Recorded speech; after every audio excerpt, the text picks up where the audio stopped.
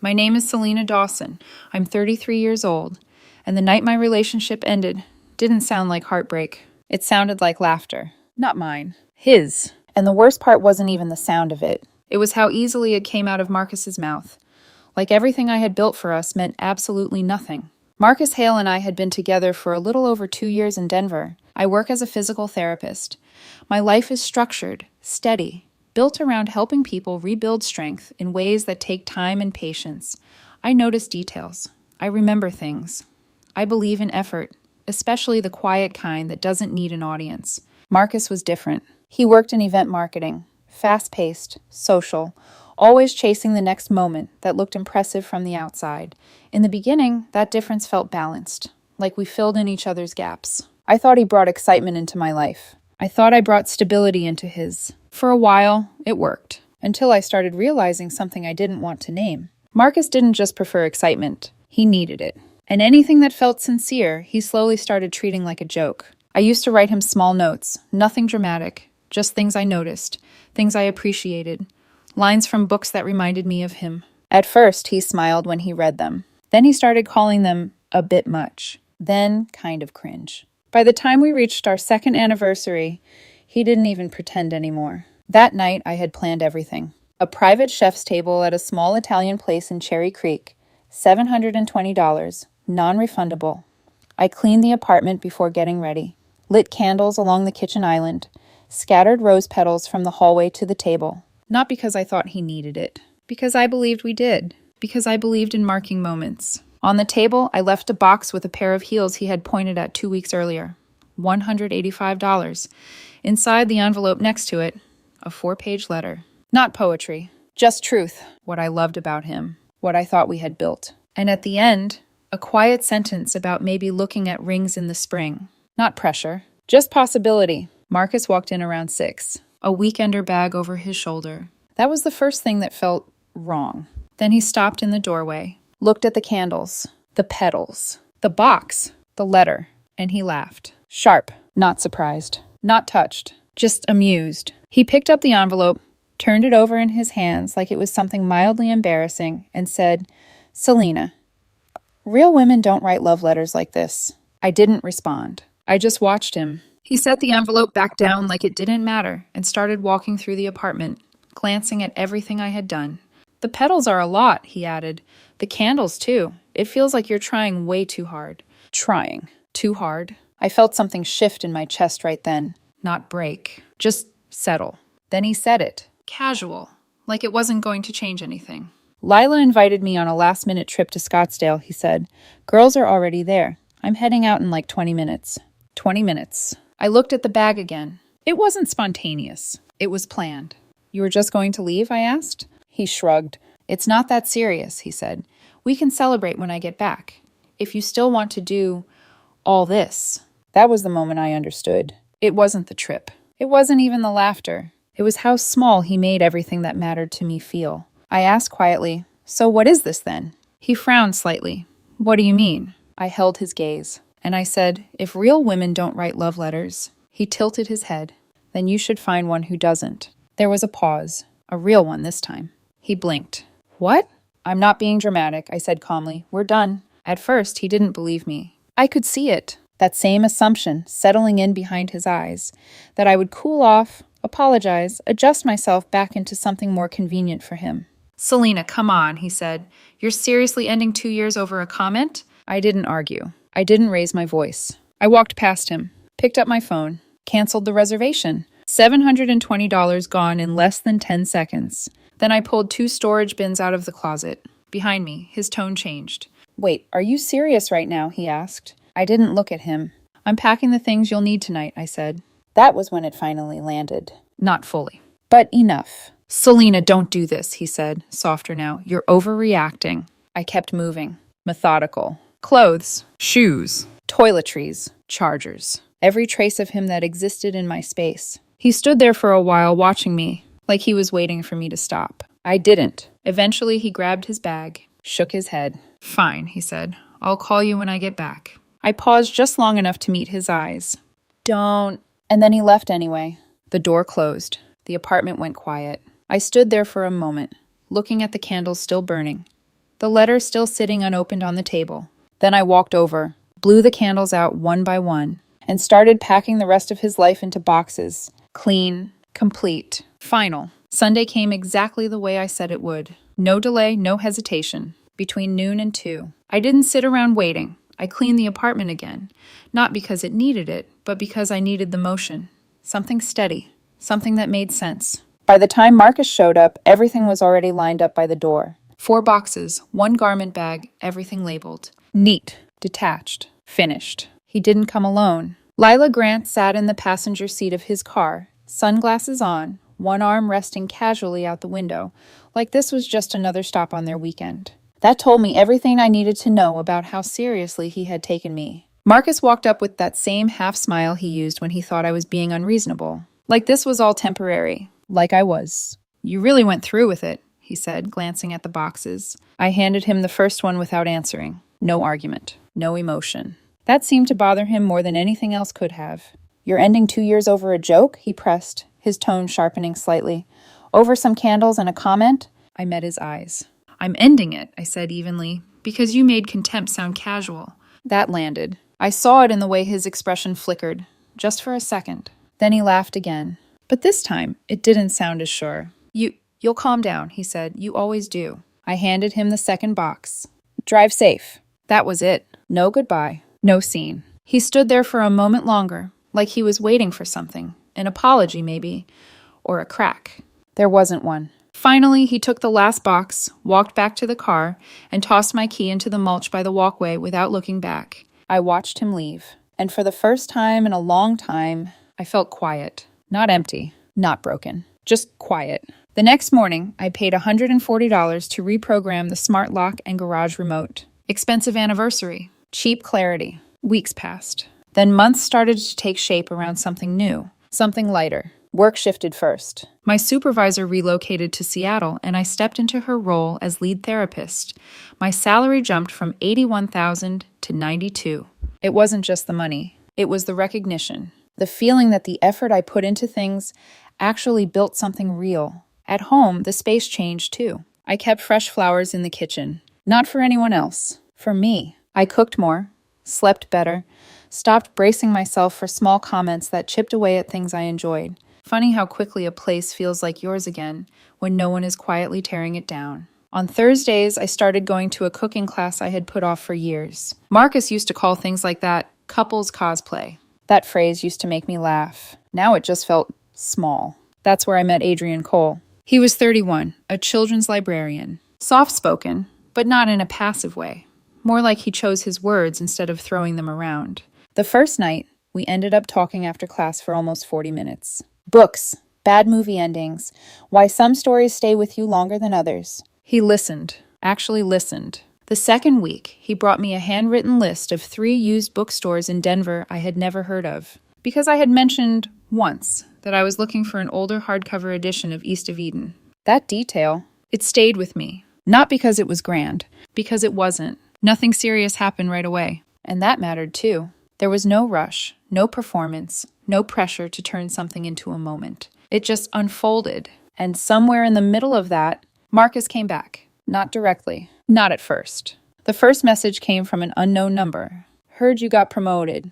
Guess the letters worked on someone. I read it once, then deleted it. No response. Then Lila messaged me on Instagram. She said Marcus had been going through a lot since Scottsdale, that he regretted how things ended, that maybe I could show some grace. I left it on scene. That should have been enough. It wasn't. Marcus started appearing in places he had never cared about before. My Saturday coffee shop, the bookstore near my apartment. Once, the parking lot outside my cooking class. Every time, the same tone, like he had rewritten himself overnight. Hey, he'd say, casual, you look good. Or softer.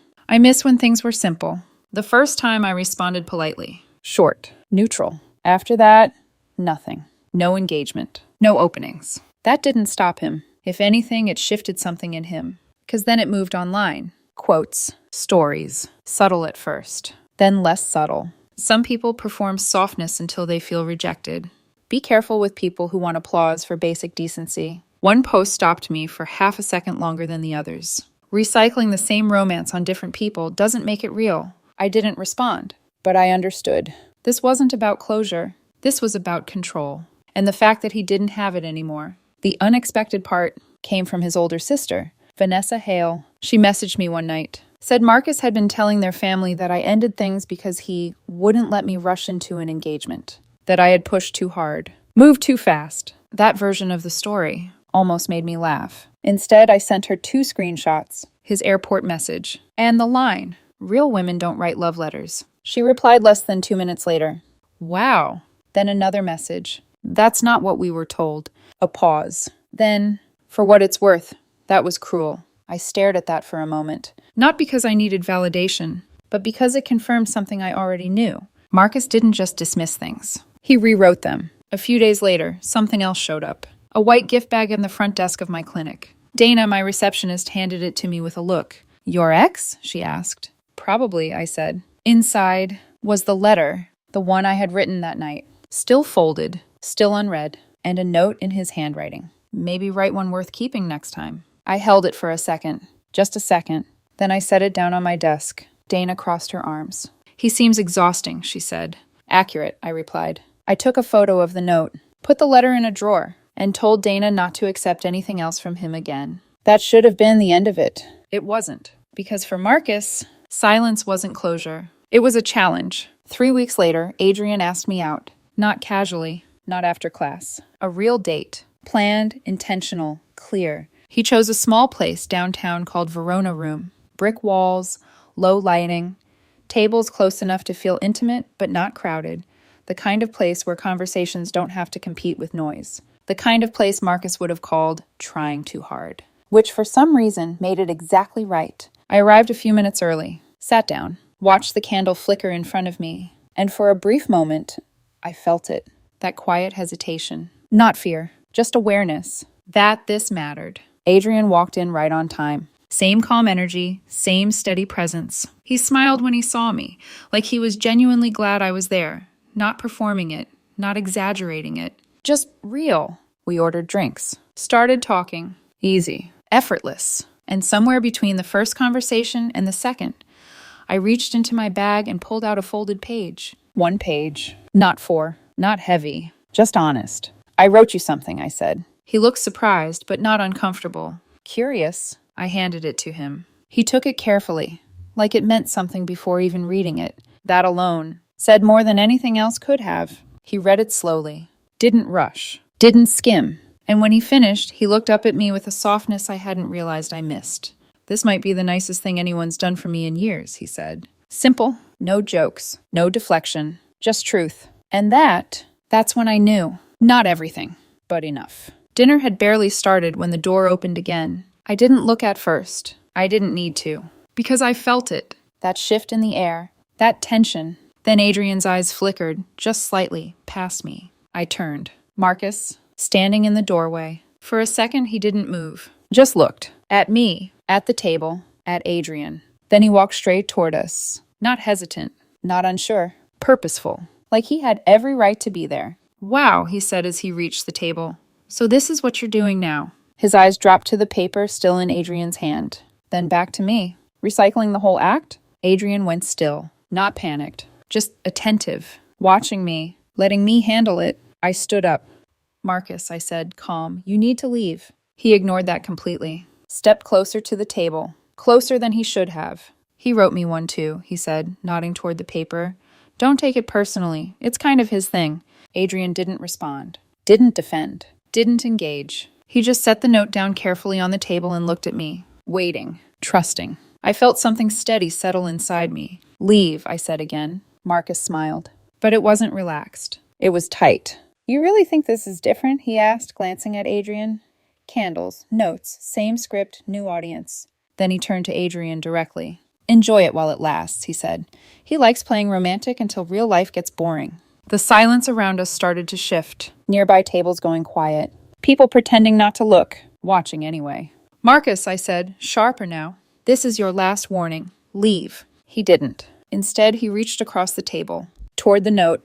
"Let's see what version you got," he said. "I don't," I said. Too late. He grabbed it. And before either of us could react, he tore it. Straight down the middle. The sound cut through the room. Clean. Final. For a second, everything stopped. Then he laughed. Short, sharp, like he had just proven something. And in the same motion, his arm knocked into Adrian's wineglass. It tipped, spilled, red across the white tablecloth, across Adrian's sleeve. A collective inhale moved through the restaurant. The manager appeared almost instantly. Staff froze mid-step, half the room fully watching now. Marcus changed immediately, like flipping a switch. His expression collapsed into something softer, fragile.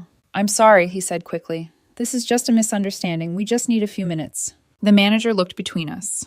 "Do you know him?" she asked. I didn't hesitate. "He's my ex," I said, "and he is not welcome at my table." That was all it took. Security stepped in. Firm, efficient. Marcus resisted just enough to make it awkward, but not enough to win. "Selena, come on," he said as they guided him away. "You're really going to do this here?" I didn't answer, didn't follow, didn't move. He was escorted out before it escalated further. The door closed behind him, and the room slowly exhaled. The manager turned back to us. "Are you all right?" she asked. "Yes," I said. Adrian nodded. Staff moved quickly. Cleaned the table, replaced the glass, reset the space like nothing had happened. But something had, and it lingered. I sat back down, looked at the torn pieces of paper still on the table. Adrian reached for a napkin, blotted his sleeve once, then looked at me, not questioning, not overwhelmed, just steady. "I'm guessing this isn't about dinner," he said. I let out a small breath. "No," I said. He nodded. "Once." "Okay," he replied. "Then let's just be honest from here on out." That was it. No drama, no retreat, no judgment, just presence. And for the first time that night, I felt something settle again. Not the past, not the disruption, just the present. What was still here, what hadn't been broken. That should have been the end of it. It wasn't. Because Marcus wasn't finished. Not with me. Not yet.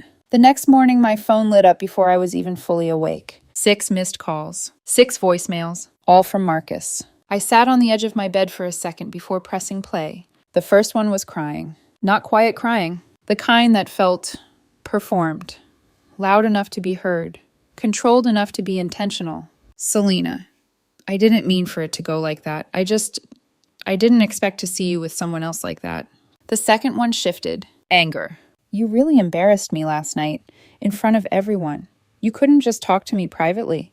The third, silence. Just breathing. Slow, close to the microphone. The fourth one was the one that made me stop the recording halfway through. "If I can't have the version of you that writes letters," he said, voice low, uneven, "then nobody should." I didn't listen to the rest. I didn't need to. Something in my chest didn't tighten. It didn't panic. It just locked into place. Clear. Decisive. This wasn't about emotions anymore. This was about boundaries and consequences. I saved every voicemail, every message, every piece. Then I got up, made coffee, and called an attorney before I even checked my work emails. By noon, I had a consultation scheduled. By the end of the day, I had a plan. Marcus didn't wait. He escalated. That same afternoon, an email came through from his company address. Subject line, "Return my property." I opened it once, read it fully, then read it again, slower. He claimed every letter I had ever written to him belonged to him, that I was withholding personal property, that we needed to meet in person to discuss mutual belongings and emotional damages. Emotional damages. I almost smiled at that. Not because it was funny, because it was predictable. I didn't respond. I forwarded the email directly to my attorney. Retainer, $2,300. Cease and desist sent within 48 hours. Formal. Documented. Clear. No contact. No approach. No communication outside legal channels. Marcus answered that the way he answered everything. By ignoring it. Instead, he called my mother. That part I didn't expect. My mom told me about it later that night. Said he introduced himself politely at first. Said he was concerned about me. That I had been emotional lately. That things had gotten misunderstood. She let him talk for maybe a minute. Then she stopped him. "If you laughed at my daughter for loving you," she said, calm but sharp, "and now you're showing up where she eats and tearing up her things, I don't think she's the problem." Then she hung up and called me immediately after. Her exact words were, "Oh, hell no. File whatever you need to file." I smiled when she said it, not because the situation was funny, but because I wasn't alone in seeing it clearly. 2 days later, just after 9 p.m., my phone buzzed again. This time it wasn't a call. It was a notification from my door camera. I opened the app, and there he was, Marcus, standing outside my apartment, holding a bouquet of white roses. For a second, he just stood there, looking at the door. Then he stepped closer, set the flowers down carefully, and leaned slightly toward the camera. "I can see your lights on," he said. "I know you're in there." Then he left, just like that. No knocking, no waiting, just presence. I saved the footage, every second of it. The flowers stayed outside overnight. I didn't open the door, didn't touch them. In the morning, they were still there, slightly wilted, unclaimed. I threw them away without bringing them inside. By noon, the police report was updated. By evening, my attorney had everything. Messages, voicemails, email, camera footage, pattern, escalation. 17 days later, we were in court. Marcus showed up early, dressed carefully, neutral colors, soft expression. The version of himself he thought people would believe. He didn't look at me when I walked in, not at first.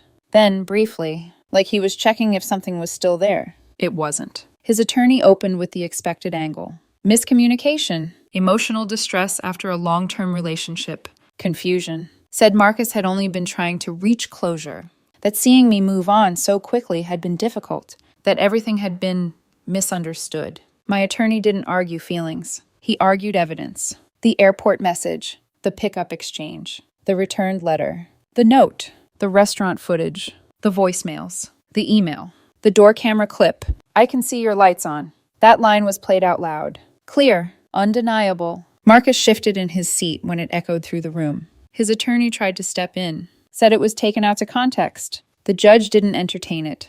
"There is no context," he said evenly, "where this is appropriate after repeated requests for no contact." Then he looked directly at Marcus. "Mocking someone for being openly loving," he continued, "and then pursuing them after they move on, does not create an exception to harassment law." Silence filled the room. Not heavy, just final. The ruling came shortly after. 1-year protection order. No contact. No proximity within 500 feet of my apartment, my clinic, or any place I was present by invitation or reservation. Clear. Enforced. Done. Marcus didn't say anything when it ended. Didn't argue. Didn't react. He just sat there. Still. Like he hadn't expected it to go this far. Like consequences were something that happened to other people. Out in the hallway, I heard him crying. Soft. Different from the voicemails. Less controlled. His mother stood next to him. She looked at me as I passed. Paused for a moment. Then said quietly, "I'm sorry, he had something good," and treated it like a joke.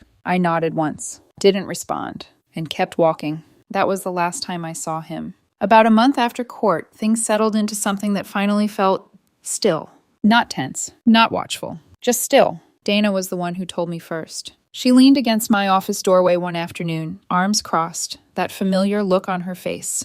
"Your ex?" she said. I glanced up from my notes. "What about him?" She hesitated for half a second, like she was deciding how much to say. "He's not with his company anymore." I didn't ask for details. I didn't need to. Using a corporate account to send personal demands. Showing up uninvited at a restaurant. Escalating behavior that left a paper trail. Those things don't stay contained. They spread, quietly. And then all at once, I nodded once. "Okay," I said. And that was it. No satisfaction. No curiosity. Just closure. Adrian and I kept seeing each other. Slow at first. Intentionally. Not because we were unsure. Because we didn't need to rush something that already felt right. He didn't try to fill space. Didn't try to impress me with moments. He paid attention. Remembered things. Showed up the same way every time. Consistent. Steady. Real. A few weeks after everything settled, I found the torn pieces of that note in my drawer. I had kept them without thinking. Not for Marcus. Not for what happened. For what it represented. I rewrote it. Same words. Same intention. But this time, when I handed it to Adrian, he didn't just read it. He kept it. Carefully. Like it mattered. Later, he told me he had taped the original torn pieces into his journal. Not to remember what happened, but because, in his words, the right story was still there, even after someone tried to ruin it. That line stayed with me, longer than I expected. 3 months after the court hearing, we went back to Verona room. Same table, same soft lighting, same quiet, different ending. I noticed it immediately, not because the place had changed, because I had. Because this time, nothing felt fragile. Nothing felt like it could be undone by someone else's opinion. When the server lit the candle, Adrian smiled slightly and said, "I think this suits you." No sarcasm. No edge. Just observation. I reached into my bag, pulled out another note. Short, simple, and handed it to him. Not to prove anything. Not to reclaim something. Just because that's who I am. He read it slowly, the same way he always did. Then he set it down, looked at me, and reached across the table. "I hope you never let anyone make you smaller for loving like this," he said. There was no hesitation in my answer. "I won't." And I meant it, because somewhere between that night with candles and laughter, and this one, something had become clear in a way it never had before. A lot of people say they want romance, but what they actually want is attention without vulnerability, excitement without consistency, grand gestures they can show off, without the quiet effort that sustains anything real. Marcus wanted spectacle, something that looked good, something he could step into and out of, depending on how he felt. And when something real showed up instead, something steady, something sincere, he didn't recognize it. So he mocked it, minimized it, tried to turn it into something disposable. Because if it wasn't valuable, then he didn't have to admit he lost it. But he did. And not because I changed. Because I didn't. That was the point. Romance didn't stop being real just because one person treated it like a punchline.